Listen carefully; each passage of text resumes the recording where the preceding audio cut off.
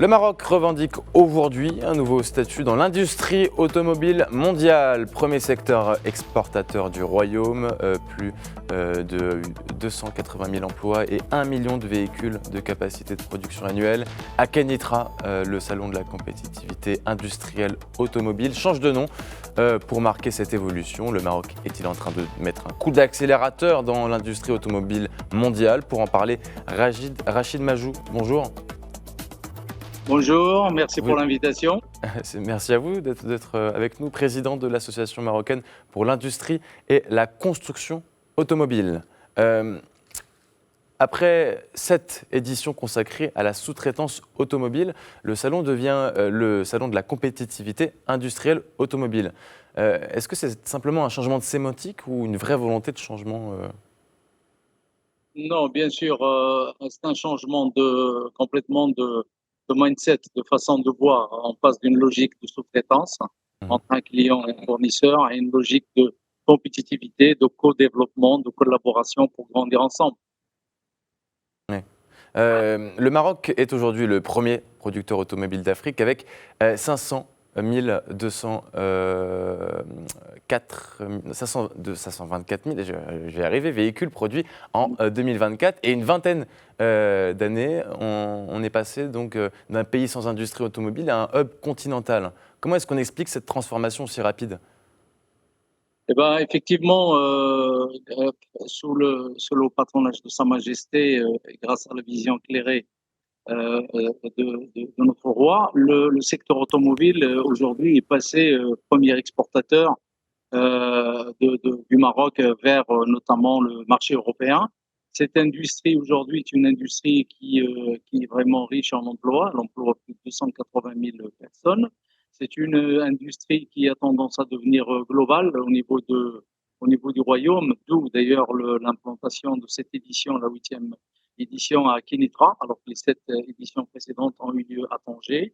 Hmm. Alors les futures, on verra dans quelle région nous destinerons, mais en fait, l'industrie automobile est un système amené à être global euh, et donc transverse.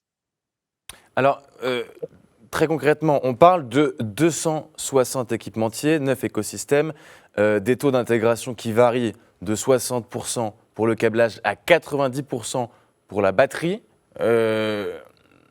Mais 90% de production part à l'export, donc est-ce que le Maroc fabrique vraiment des voitures ou est-ce qu'il reste quand même malgré tout un atelier d'assemblage pour l'Europe?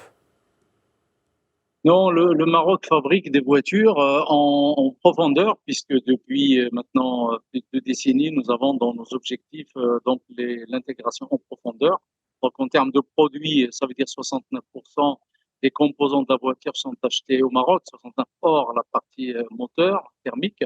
Alors maintenant, avec la formule de la batterie, il y a une fenêtre de tir ici, il y a une opportunité pour aller au-delà des 70, pour aller toucher dans les 80-85% Hmm. de taux d'intégration locale en profondeur, toujours en termes de produits. Mais il y a d'autres formes d'intégration que nous, aujourd'hui, que nous mettons en priorité. C'est l'intégration en transversale, Oui. c'est-à-dire, il y a des métiers autour de l'automobile qui ne sont pas encore suffisamment intégrés à notre goût, notamment l'ingénierie, la conception, un peu de recherche et développement, le testing, voilà, il y a des choses qui ont démarré à la fois chez Stellantis avec le centre de Casablanca ou Ah bah Renault à justement, Tanger. Stellantis, monsieur, parlons-en. Kenitra concentre Stellantis. Donc c'est la Gigafactory de batterie avec 1,3 milliard de dollars d'investissement et une capacité extensible à 100 c'est le GWH, je pense que vous savez de quoi je parle. Cette ville devient donc le cœur de l'industrie automobile en Afrique. Est-ce que l'écosystème humain et urbain peut suivre cette montée en puissance industrielle? Écoutez, nous, notre royaume est préparé depuis, puisque ça émane d'une stratégie qui est bâtie depuis maintenant 2 décennies et demie, Mhm. qui est donc de préparer le capital humain par la formation professionnelle, par la diversification au niveau des instituts de formation, qui sont donc délégués au niveau des métiers, des filières. Ceci permet d'être à la, comment dire, d'être à la pointe de futures technologies et préparer la jeunesse marocaine pour appréhender ce virage d'évolution technologique sur la voiture à la fois électrique, connectée et décarbonée.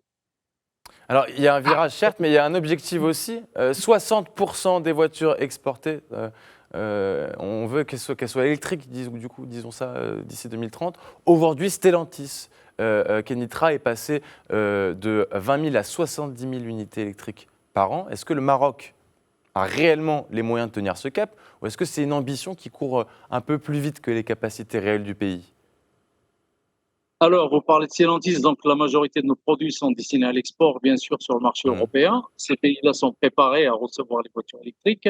Le Maroc, pour sa part de consommation de voitures électriques, effectivement, il s'y prépare. Donc, nous avons aujourd'hui des gens qui achètent des voitures électriques fabriquées chez nous ou pas chez nous, sont importées. Et effectivement, ils ont les moyens qui sont vendus d'ailleurs parfois avec des voitures pour charger, etc. Je pense que la mise en place des moyens, des bornes, etc., ça suit le marché. Ce n'est absolument pas le point de blocage. Hmm. Le marché va suivre l'évolution tout simplement du Donc pour consommateur. vous, il n'y a aucun point de blocage? Non, il n'y a aucun point de blocage. Non, il faut maîtriser les coûts de l'énergie. Il faut maîtriser la transition vers des énergies renouvelables. Le Maroc le fait si bien. Aujourd'hui, il y a un mix énergétique qui est très favorable entre donc la partie renouvelable éolienne et solaire et la partie fossile. On est à un mix à peu près 30-38% avec des objectifs d'aller au-delà. Et ceci permet effectivement d'accueillir tout ce parc de voitures électriques du futur. Hmm. Alors, le ministre Mezour parle du Maroc comme du seul pays euro-africain capable de produire un véhicule électrique de la mine à la voiture. Voilà sont ces mots.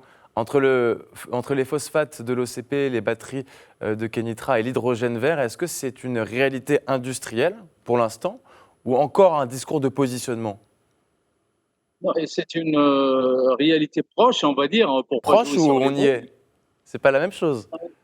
Écoutez, on y est presque, j'allais dire, puisque l'usine de batterie est là, les LFP sont là, la chimie, donc nous avons les phosphates. Alors maintenant, il y a de la transformation, il faut plutôt aller regarder au niveau des relations avec l'Europe. Hein. Vous savez que beaucoup de réglementations sont en train de bouger, beaucoup de gens aujourd'hui aspirent à garder les activités chez eux. Donc voilà, plutôt le rapport il est sur la relation Maroc-Union européenne plutôt que sur la technique. Hmm. Le Maroc qui vise 4% de la demande mondiale d'hydrogène vert d'ici 2030 avec un projet Total Energy à 100 milliards de dirhams. Mais aujourd'hui, on est encore à 44% d'énergie renouvelable et seulement 800 points de charge dans tout le pays, hein, quand même malgré tout. Est-ce que l'infrastructure suit vraiment la stratégie affichée? Écoutez, ça va de pair. Hein.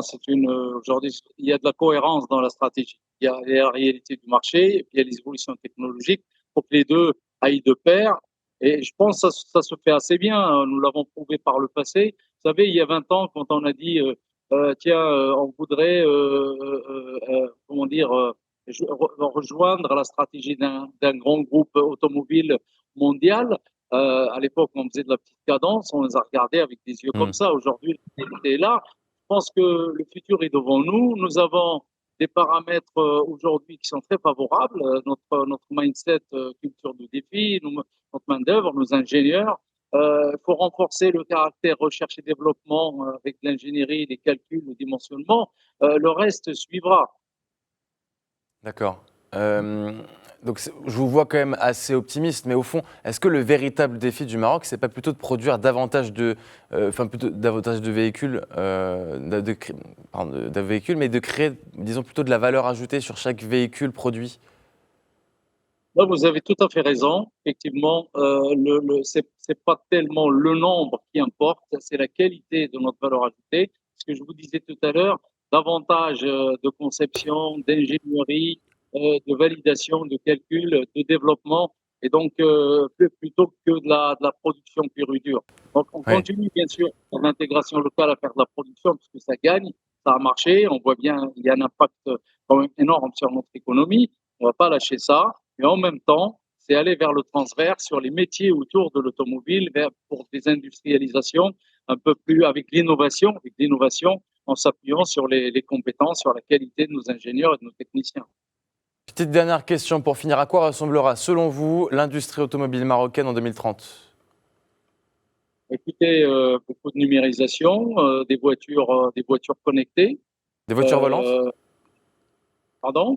Des voitures volantes peut-être? Ça fait des années qu'on dit ça. Non, volantes, non, pas encore, mais à cet horizon-là, déjà connecté, où vous n'avez plus besoin de conduire. Votre voiture vous emmène, il n'y a pas de collision, pas de risque de collision, etc. Vous imaginez ce que ça peut donner. Donc, c'est une voiture intelligente. Et puis des industries décarbonées qui polluent moins, avec des matériaux qui ont un taux de recyclabilité important. Vous savez qu'aujourd'hui, quand j'ai parlé d'innovation, c'est aussi d'essayer d'étudier, de mettre sur les voitures des produits qui se recyclent beaucoup plus que ceux qu'on a aujourd'hui pour traiter la problématique des déchets à long terme. Oui. Tout ça, En quelques mots, parce qu'on doit malheureusement, je suis désolé monsieur, c'est évidemment les contraintes du direct. Merci, je vous vois très optimiste. Et merci de nous donner ces éléments pour que nous aussi on peut l'être derrière la télévision. Merci Rachid Machou, président de l'association marocaine pour l'industrie et la construction automobile.